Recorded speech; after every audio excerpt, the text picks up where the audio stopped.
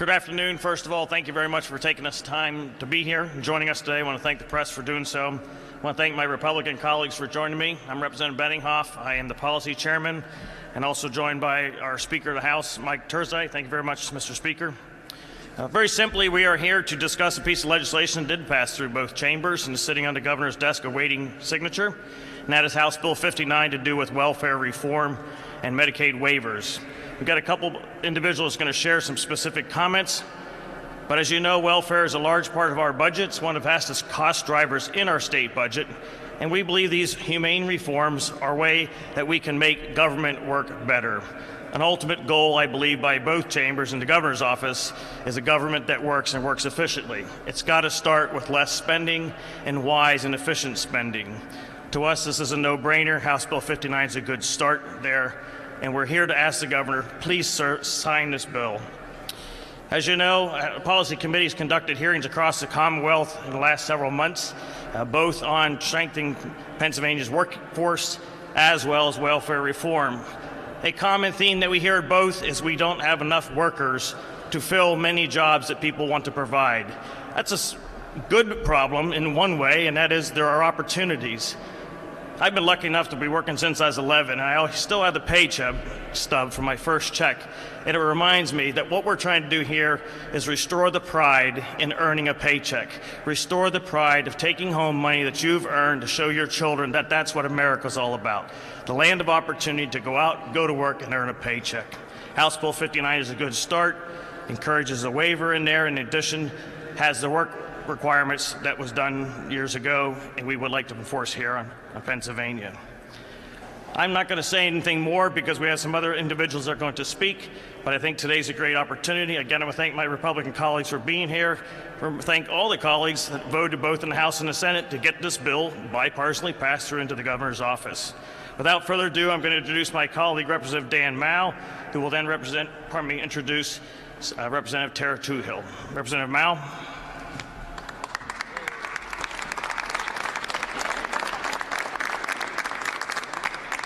Thank you, Representative Benninghoff. To introduce House Bill 59 was my great pleasure because it was one of the things I felt that Pennsylvania needed to address for many, many years. I used to give speeches, and I still do from time to time, about people that work in this building, people I've worked with in other places around the state who had real disabilities. Here, I met a gentleman several years ago that was totally blind and would come here to work every day. And I could hear him coming up the hall before we had carpet in my building, and I could hear him tapping his way to work. And I got to thinking, there are so many able-bodied people who are not working, and here are these people who really have a right to say, I am truly disabled. Somebody should take care of me, and they refuse to. And I always thought, you know something? If these people can come to work every day and you're able-bodied, you should try to do your best to go to work every day. That's part of what this reform's all about. Taxpayers just can't keep up with escalating costs, and Pennsylvania cannot rely on the word of the federal government anymore to hold up its end of the bargain. No matter what is budgeted, as long as the current human services system remains unchanged, state spending will outpace its revenues. The General Assembly passed legislation to reasonably reform the system, and Governor Tom Wolf should just sign House Bill 59, the Human Services Code. Entitlement spending is one of the state's main cost drivers, and until we get those costs under control, we will continue to have billion-dollar deficits.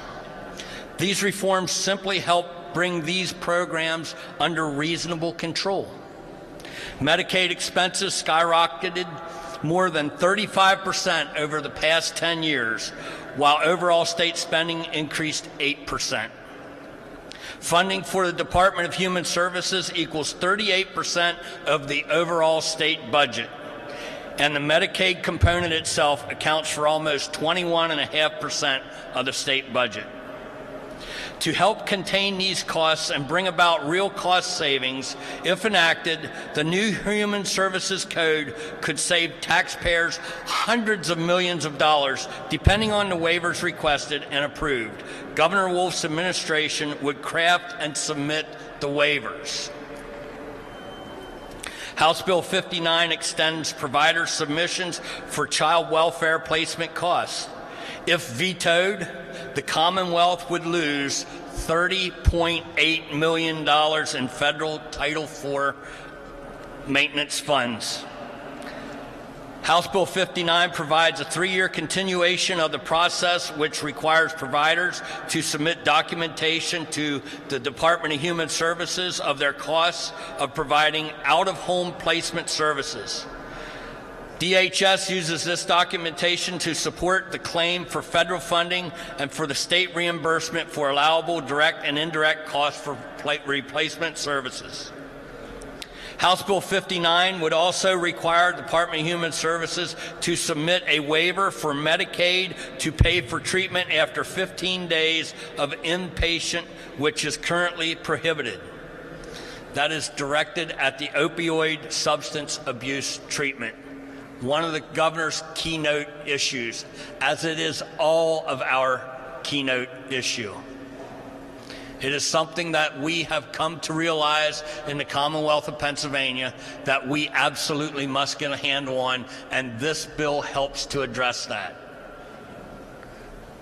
I can't imagine why our governor would make the statement that he's going to veto this bill if it lands on his desk. Why, Governor, would you not want people to go back to work if they are able-bodied and can work? The free ride should be over. If you are truly disabled and you can't work, I give you that pass.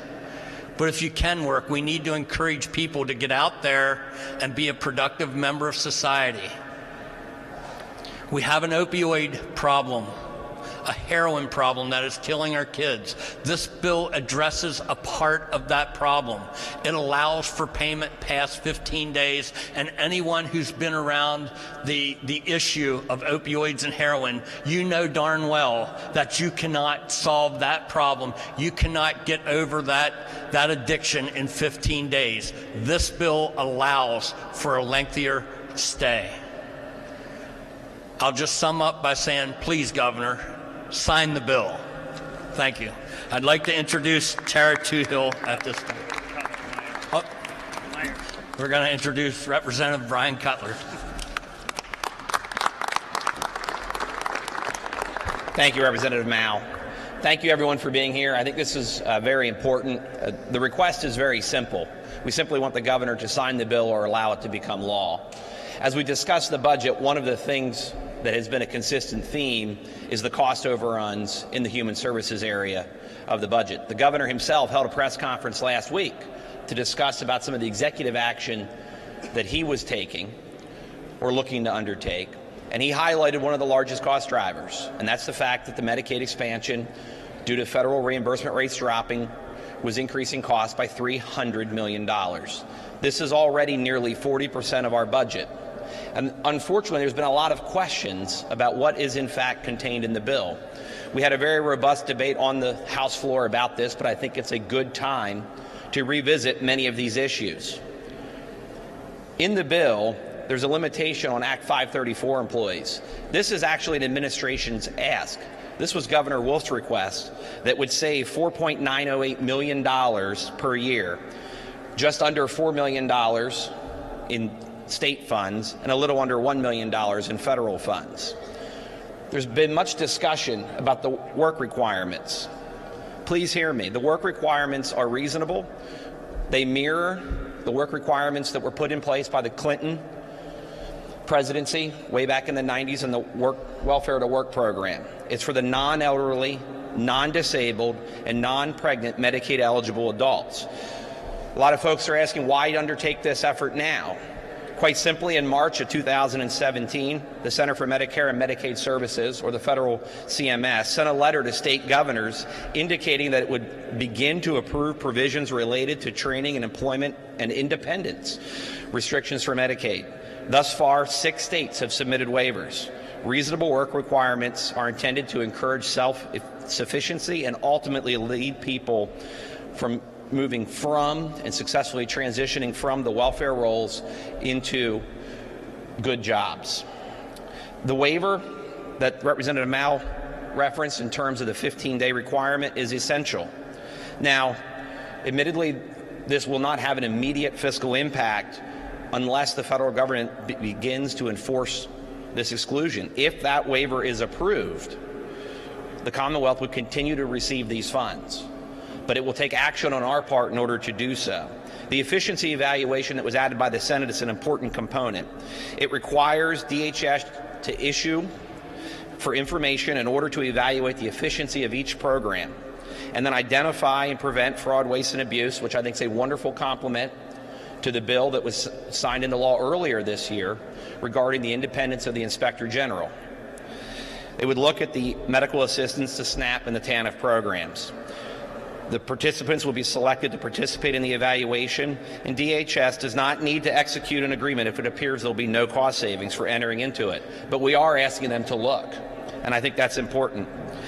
And lastly, and probably most pressing, as Representative Mao pointed out, House Bill 59, as drafted and as requested to be signed, would extend provider submissions for child welfare placement costs. By vetoing this bill, the Commonwealth would be in position to lose $30.8 million in federal Title IV-E funding. This is important as we look at our financial situation going forward. There's been a lot of discussion about the cost of state government. The second part of that conversation needs to be, what are we doing to help bend those long-term cost curves as we go forward? Because if we do not make these changes now, we will continually be short on revenue, because those costs are growing at a far faster pace than revenues are growing, and those costs are escalating faster than our population or our tax base is growing, which causes these recurring problems year over year. Now we will introduce Representative Tara Toohill to share her points. Thank you, Representative Cutler. Mr. Speaker, our House Majority Leader, Dave Reed, all of our colleagues that have assembled here on the steps, and thank you. Good afternoon, and thank you to the media for your attention to this matter. These welfare reforms are changes that myself and other legislators have fought for over 7 years since I came into the House, and many of the members on these steps for over a decade or 2 decades. Governor Wolf, we're asking you to please do not veto this bill. Currently, in Pennsylvania, a single mother is afraid to work 20 hours a week because they could lose their benefits. Little does everyone know that there is a federal requirement existing that welfare recipients work. By following the work requirements, we can get family members freed from the cycle of poverty. These reforms will allow welfare recipients to enjoy the pride and dignity that comes from bringing home a paycheck, that pride and dignity that Representative Benninghoff was talking about, of being able to earn a wage, bring home a check. That's something that we have systematically taken away from people in Pennsylvania.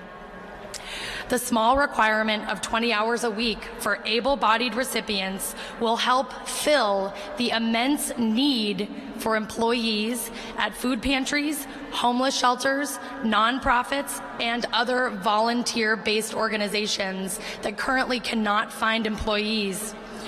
These reforms will have a big impact on moving our impoverished citizens into the workforce, putting moms and dads into positions where they can be productive members of society rather than folks who are literally trapped in a welfare system.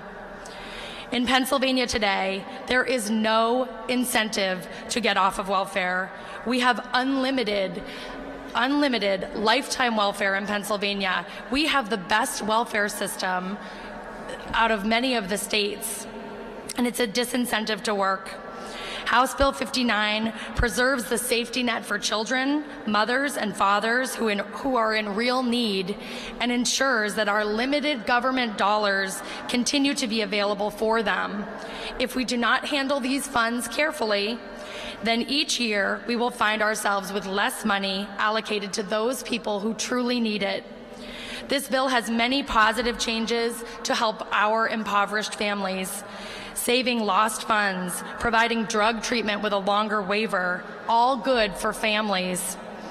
Governor Wolf, we are asking you to please sign this reasonable legislation. Please help us change Pennsylvania from one of the greatest welfare states to a working state. Thanks.